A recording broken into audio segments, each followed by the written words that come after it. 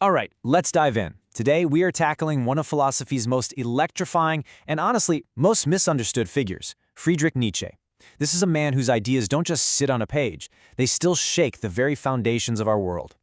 And we have to start right here, with what is, without a doubt, Nietzsche's most famous, most provocative statement. But here's the thing you have to get. This isn't a cheer of triumph. It's a cry of alarm. It's his diagnosis of a massive, civilization-shaking event. Because that's the real question he's asking. Think about it. For centuries, God was the bedrock of Western meaning, morality, purpose, the whole shebang. Nietzsche looked around and saw that this foundation was crumbling. So his question to us is, what do you do when the floor beneath your entire world just disappears? Well, this is the abyss that opens up. It's called nihilism. It's that chilling, sinking feeling that maybe nothing matters, that all our struggles, all our values, all our highest ideals are ultimately for nothing. For Nietzsche, this wasn't some abstract thought experiment. It was the great defining crisis of the modern age. But to really get his philosophy, you have to understand the man. See, Nietzsche didn't just think about this crisis of meaning. He lived it every single day. His life was a battlefield, really. He was born into this line of devout Lutheran pastors, but as a young man, he completely lost his faith. He was plagued by these horrific health problems. We're talking debilitating migraines, near blindness, that forced him out of a brilliant academic career and left him in almost constant pain. You know, it was this personal suffering that made him so uniquely sensitive to this question of how you can possibly find meaning in a world that hurts. And that, of course, brings us to another one of his legendary lines. But for him, this wasn't just some catchy phrase for a poster. It was his lived reality. He truly believed that the path to real strength wasn't about avoiding pain, but about facing it head-on, enduring it, and actually using it as fuel to grow. And wow, nothing illustrates this better than his devastating heartbreak. He was absolutely captivated by this fiercely intelligent writer, Lou Andrea Salome. He saw her as his intellectual equal, a true partner. But she rejected his proposals, not once, but twice. The despair nearly broke him. But, true to his own philosophy, he clawed his way out of that pain with this renewed conviction that overcoming suffering is how you become more than you were before. So how did he think we should navigate this world now that the old divine guardrails are gone? Well, he started by looking at the fundamental forces that he believed shape every single one of us. Nietzsche saw all of human nature as this cosmic tug-of-war between two opposing forces, which he named after Greek gods. On one side, you have Apollo. This is your reason, your logic, your love of order. And on the other side, Dionysus. That's the chaos, the passion, the raw instinct, our wildness. For centuries, Western culture championed the Apollonian, control, reason, and tried to suppress the Dionysian.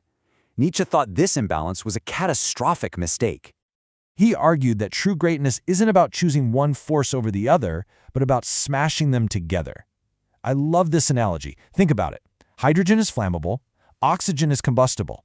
On their own, they're destructive. But when you fuse them together, you get water, something entirely new, something that actually extinguishes fire. That's the kind of powerful, creative harmony he was talking about. And this idea of harnessing these opposing forces, well, it's absolutely central to his prescription for overcoming nihilism. It's not about finding meaning out there somewhere, it's about creating it. This brings us to a really crucial and often misunderstood concept, the will to power. Now, this is not a crude desire to dominate other people. No, for Nietzsche, it was something way more profound.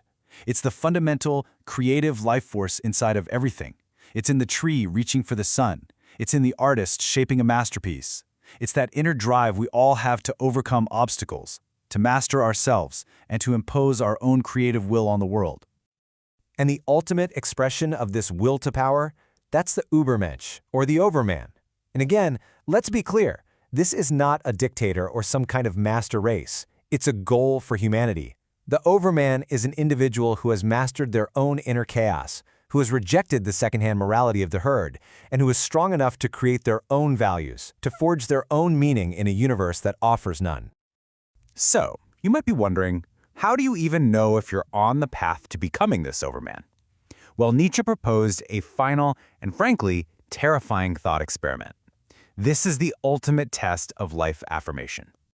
It all starts with this idea, amor fati. It's Latin for love of one's fate. And this is the goal. It's not just to tolerate your life, right? Not just to endure the suffering and get through it. It's to actively, to passionately love every single part of it. To look at the pain, the heartbreak, the sickness, and see them as absolutely necessary parts of the triumph, the joy, and the strength. Okay, so here's the test, and I want you to really honestly think about this for a second. Could you look back at your entire life, every single victory, every embarrassing mistake, every moment of pure joy, and every second of unbearable agony, and say, yes, I would live all of it again exactly as it was, an infinite number of times over?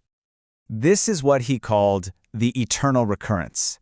For Nietzsche, if you can genuinely answer yes to that question, with every fiber of your being, then you've done it. You've overcome nihilism. You've affirmed life in its totality. You have loved your fate so completely that you would welcome its endless repetition. That, for him, was the highest peak a human being could ever hope to reach. But for the man who championed strength in this ultimate affirmation of life, his own end was just one of profound and heartbreaking tragedy, and it leaves us with this final, unforgettable image. The year is 1889. On a street in Turin, Italy, Nietzsche sees a coachman just brutally whipping a horse. Something in him snaps. He runs to the animal, throws his arms around its neck to protect it, and then collapses. He would spend the last 10 years of his life in a state of mental darkness, his great fiery mind gone forever. What happened in that final moment of clarity? You know, we'll never know for sure.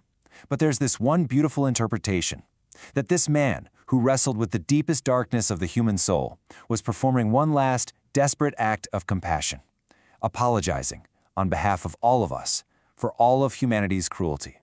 In the end, Nietzsche left us with a challenge that is just as monumental today as it was over a century ago. With the old gods dead, he asked us to become gods ourselves, to take on the terrifying, awesome responsibility of creating our own meaning from scratch. And his question still echoes down to us. Are we strong enough for the task?